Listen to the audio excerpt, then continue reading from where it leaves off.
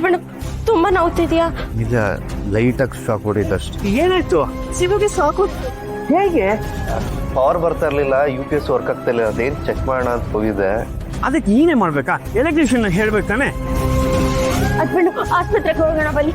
ಇಲ್ಲ ಬೇಡ ಬೇಡ, ಸ್ವಲ್ಪ ರೆಸ್ಟ್ ಮಾಡಿದ್ರೆ ಸರಿ ಹೋಗುತ್ತೆ. ಸರಿ, ಅವನ್ನ ಕರ್ಕೊಂಡು ಮೇಲೆ ಹೋಗಿ ಬನ್ನಿ.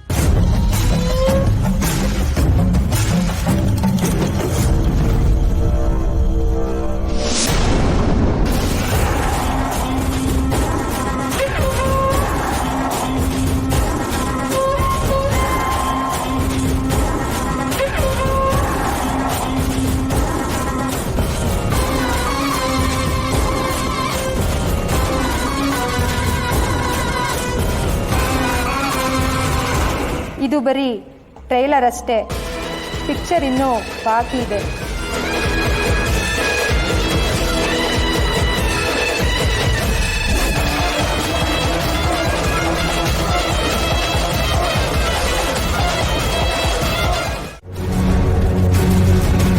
ಕುಡ್ದಿದ್ಯೇನೋ?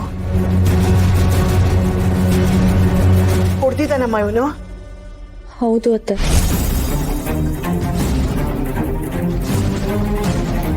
ನಾನು ಏನ್ ಆಗ್ಬಾರ್ದು ಅಂತ ಅನ್ಕೊಂಡು ಅದೇ ಆಗ್ತಾ ಇದೆ. ಇವನು ಮತ್ತೆ ದಾರಿ ತಪ್ಪಿದ್ದಾನೆ. ಅಯ್ಯೋ ಮಾವ, ಖಂಡಿತ ಇಲ್ಲ. ಇವನೇ ಏನ್ ಕುಡ್ದಿಲ್ಲ. ಯಾರೋ ಕೂಲ್ ಡ್ರಿಂಕ್ಸ್ ಅಲ್ಲಿ ಇವನು ಗೊತ್ತಿಲ್ದಂಗೆ ಡ್ರಿಂಕ್ಸ್ ಮಿಕ್ಸ್ ಮಾಡಿ ಕುಡಿಸ್ಬಿಟ್ಟಿದ್ದಾರೆ.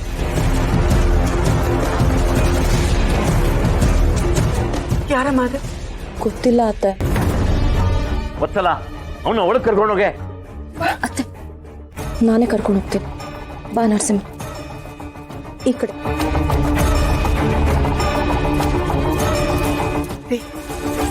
ನನ್ಗೆ ಯಾಕೋ ಇದೆಲ್ಲ ಈ ಸಂಜೆನಂದೇ ಪಿತ್ತೂರಿ ಅನ್ನಿಸ್ತಾ ಇದೆ. ಅದೇ ಹೇಳ್ತೀಯ? ಅವಳಿ ಮನೆಯಲ್ಲಿದ್ದಾಗ ಎಷ್ಟು ಸಲ ನರಸಿಂಹನ್ಗೆ ಈ ರೀತಿ ಕುಡಿಸಿಲ್ಲ. ಆದ್ರೆ ಈಗ ಅವಳನ್ನ ಗಮನಿಸ್ತಾ ಇದ್ರೆ ನನಗೆ ಆ ಅನುಮಾನ ಬರ್ತಾ ಇಲ್ಲ. ಅವಳು ನಡ್ಕೊಳ್ತಿರೋ ರೀತಿ, ಆಡ್ತಿರೋ ಮಾತು ಎಲ್ಲ ಗಮನಿಸಿದ್ರೆ ಅವಳು ತುಂಬಾ ಬದಲಾಗಿದ್ದಾಳೆ ಅಂತ ಅನಿಸ್ತಾ ಇದೆ. ಅದಕ್ಕೆ ಇದನ್ನೆಲ್ಲ ಮಾಡ್ತಿದ್ದಾಳೆ ಅನ್ಸುತ್ತೆ. ಹುಡುಗಿಗೆ ಜೀವನ ಪಾಠ ಕಲಿಸಿದೆ. ಮೊದಲು ಸುಳ್ಳೇನೋ ಹುಡುಗಿರೆ ಮೋಸ ಮಾಡೋದು. ಆ ಸಾಲ ನೀನು ಮೊದಲನೇ. ನೀ ನನಗೆ ಏನೇ ಹೇಳಿದ್ರು, ಎಷ್ಟು ಬೈದ್ರು ನಾನು ಬೇಜಾರು ಮಾಡ್ಕೊಳ್ಳೋದಿಲ್ಲ. ಯಾಕಂದ್ರೆ ನಾನು ನಿನ್ನ ಹೆಂಡತಿ. ಗಂಡ ಆದವನ್ಗೆ ಹೆಂಡತಿನ ಹೊಗಳೋ ಆಸೆ ಜೊತೆಗೆ ಅವಳು ತಪ್ಪು ಮಾಡಿದಾಗ ಅವಳ ಮೇಲೆ ಕೈ ಮಾಡೋ ಅಧಿಕಾರನೂ ಇರುತ್ತೆ.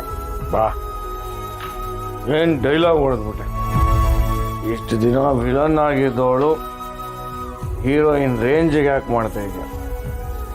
ಜನ ಒಪ್ಪಲೇಬೇಕು. ಜನ ಒಪ್ತಾರೋ ಇಲ್ವೋ ನನಗೆ ಗೊತ್ತಿಲ್ಲ, ಆದ್ರೆ ನೀನ್ ನನ್ನನ್ನು ಒಪ್ಪಿದ್ರೆ ಅಷ್ಟೇ ಸಾಕು. ಅದೇ ಜನದಲ್ಲಿ ಸಾಧ್ಯನೇ ಇಲ್ಲ. ಟೈಮ್ ಏನು ಒಂದೇ ಥರ ಇರಲ್ಲ. ನೋಡೋಣ ಬಿಡು, ಇರು, ನಾನು ನಿನ್ಗೆ ಊಟ ತರ್ತೀನಿ.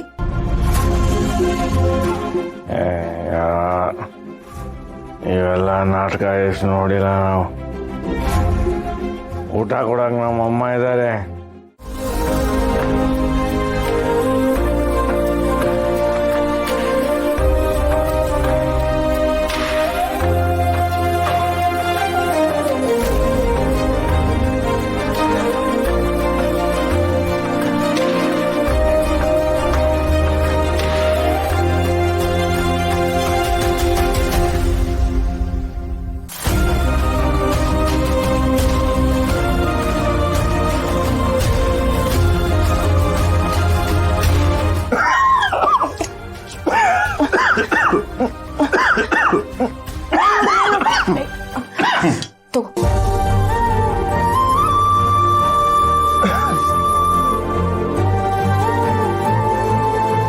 ಇದೆಲ್ಲ ಯಾಕೆ ಮಾಡ್ತಿದ್ಯಾ?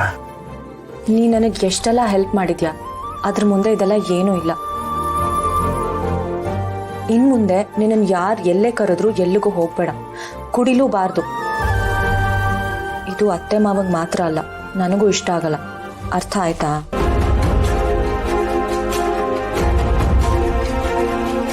ಬನ್ನಿ ಈ ಕಡೆ. ಇನ್ಮೇಲೆ ಇದು ನಿನ್ ಜಾಗ, ಇಲ್ಲೇ ಆರಾಮಾಗಿರು.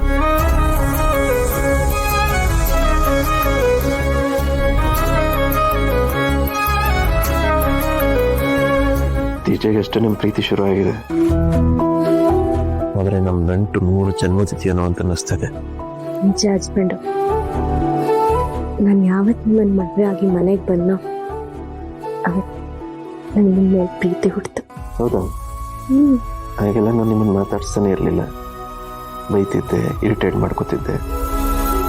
ಆದರೂ ನನ್ನ ಮೇಲೆ ಪ್ರೀತಿ ಹೆಂಗೆ ಹುಡ್ತು? ಒಂದು ಹೆಣ್ಣಿಗೆ ಅವಳ ಗಂಡ 3 ಗಂಟೆ ಹಾಕಿದ್ಮೇಲೆ ಮುಗೀತು. ಅವ್ನು ಹೇಗೆ ಏನೇ ಮಾಡಿ ಒಳ್ಳೆಯವನೋ ಕೆಟ್ಟವ, ತಾಳಿ ಕಟ್ಟಿಸ್ಕೊಂಡು ಕ್ಷಣದಿಂದ ಅವಳ ಗಂಡನೇ ಸರ್ವಸ್ವ ಆಗ್ತಾನೆ. ನನ್ನ ಮೇಲೆ ನಿಮ್ಗೆ ಇಷ್ಟೆಲ್ಲ ಪ್ರೀತಿ ಇದ್ರು ನನ್ನ ಹತ್ರ ಯಾಕೆ ಹೇಳ್ಕೊಳ್ಳಿಲ್ಲ? ಬಾಯಿ ಬಿಟ್ಟು ತನ್ನ ಪ್ರೀತಿನ ಹೇಳಕ್ಕಾಗದೇ ಇರೋ ಹೆಣ್ಣು ಆ ಪ್ರೀತಿನ ತನ್ನ ಗಂಡನ ಮೇಲೆ ಕಾಳಜಿ ತೋರಿಸೋ ಮೂಲಕ ಹೇಳ್ಕೊತಾಳೆ. ಆದರೆ ನನ್ನಂಥ ಗಂಡಂಗೆ ಅದು ಅರ್ಥ ಆಗ್ಲಿಲ್ವಲ್ಲ. ನಾನು ನಿಮ್ಗೆ ಎಷ್ಟು ಹತ್ರ ಬರ್ತಿದ್ರು ನೀವೇ ನನ್ನಿಂದ ದೂರ ಹೋಗ್ತಿದ್ರಿ. ಆಮೇಲೆ ಕೊನೆವರೆಗೂ ಫ್ರೆಂಡ್ ಆಗಿರೋಣ ಅಂತ ಹೇಳಿದ್ರು. ಆದರೆ ಒಂದಲ್ಲ ಒಂದಿನ ನೀವು ನನ್ನ ಪ್ರೀತಿಸ್ತೀರಾ ಅನ್ನೋದು ನನ್ನ ಮನಸ್ಸಿನ ಮೂಲೆಯಲ್ಲಿತ್ತು.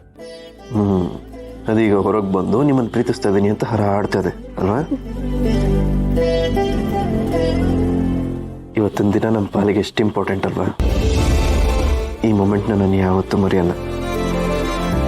ನೀವು ನೆನಪಿದೆಯಾ, ಇದಕ್ಕೆ ಮುಂಚೆ ಚಿಕ್ಕಪ್ಪ ಇದೇ ಥರ ಒಂದ್ಸಲಿ ಫಸ್ಟ್ ನೈಟ್ ಅರೇಂಜ್ ಮಾಡಿದ್ದಾಗ ನಾನು ಕೂಗಾಡಿ ರಂಪ ಮಾಡಿಬಿಟ್ಟಿದ್ದೆ. ಆದರೆ ಈಗ ಇದನ್ನೆಲ್ಲ ನೋಡಿ ಪ್ರೇಮ ಕಾವ್ಯ ಬರೆದು ನಿಮ್ಮ ಮುಂದೆ ಹಾಡಬೇಕು ಅನ್ನಿಸ್ತದೆ.